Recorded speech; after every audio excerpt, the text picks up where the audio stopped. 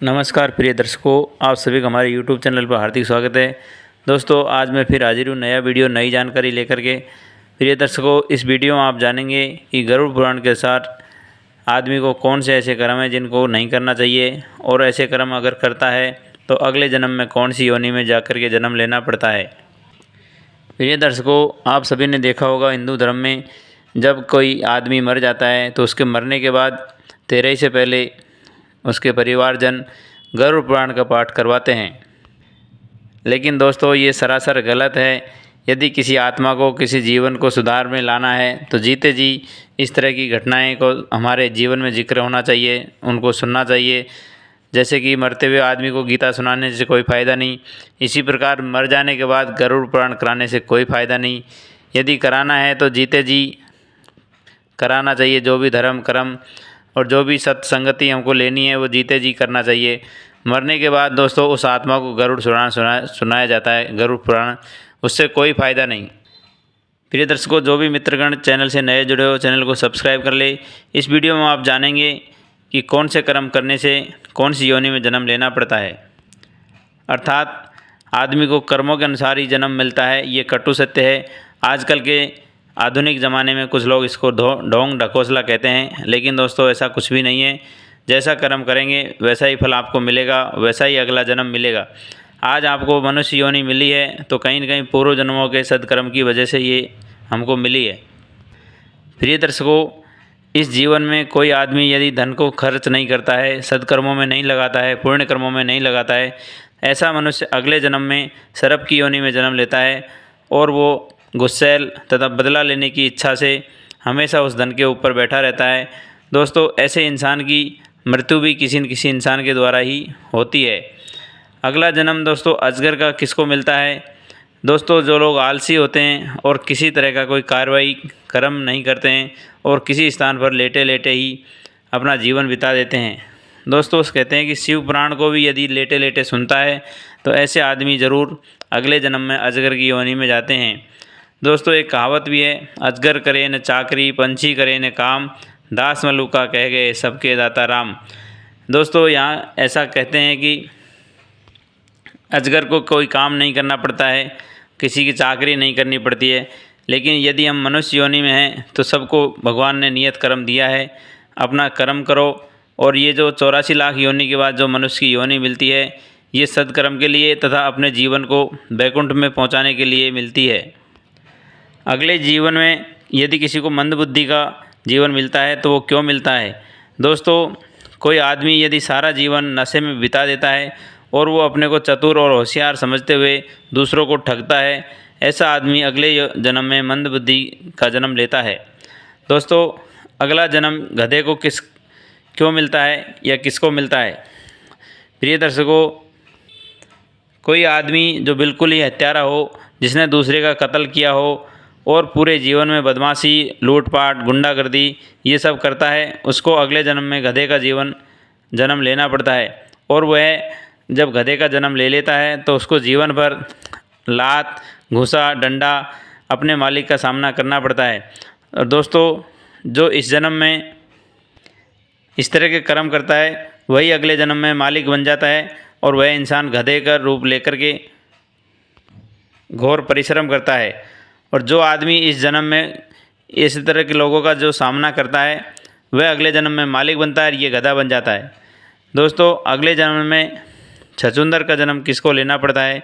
जो मनुष्य दूसरों के घरों की बातों में ताक झाँक करते हैं और इधर उधर की चुगली निंदा करते हैं, वस्तुओं की चोरी करते हैं और जो महकने वाली चीज़ें हैं उनको चुराता है, ऐसे आदमी को अगले जन्म में छछूंदर का जन्म लेना पड़ता है। अगला जन्म तोते का किसको मिलता है? दोस्तों, जो भी आदमी दिन भर बात करता रहता है, अर्थात बातूनी होता है, इधर उधर की बातें करता है, किसी के खेत से सब्जी चोरी करता है, दोस्तों ऐसे आदमी को अगले 7 जन्म तक तोते का जन्म लेना पड़ता है और उसको नीम का फल अर्थात कड़वा फल खा करके जीवन में संतोष करना पड़ता है कभी कभी।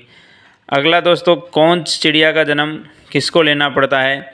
जो भी मनुष्य इंसान जो अपने बड़े भाई की निंदा करते हैं और छोटे भाइयों के साथ भी प्यार नहीं करते हैं, ऐसे व्यक्ति का जन्म कौंच पक्षी के रूप में होता है और जो 10 वर्ष का जीवन उसका होता है।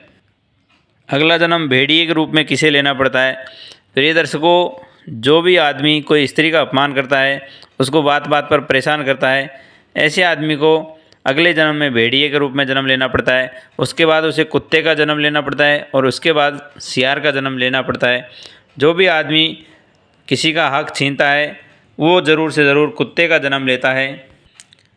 छिपकली का जन्म किस को मिलता है? दोस्तों, कुछ आदमी ऐसे होते हैं जो चोरी छिपे दूसरों की बातें करते हैं, दूसरे की बातें सुनते हैं। ऐसे लोगों को भगवान अगले जन्म में छिपकली की योनि में डालते हैं। और जो इंसान जब मरता है तो उसको भगवान यमराज में यमराज खोलते तेल इनके कानों में डाला जाता है, क्योंकि इसमें जन्म में इन लोगों ने अपने कानों का प्रयोग गलत बातों को सुनने में लगाया है। ऐसे आदमी का जन्म छिपकली के रूप में होता है। अब दोस्तों बताता हूँ कि कीड़े का जन्म किसे लेना पड़ता है। जो भी इंसान स्वर्ण की चोरी करता है, सोने की चोरी करता है, कीमती आभूषणों को चुराता है, ऐसे आदमी को 108 जन्म तक कीड़े मकोड़े का जन्म लेकर के जीवन यापन करना पड़ता है। अगला दोस्तों, कौवे का जन्म किसे लेना पड़ता है?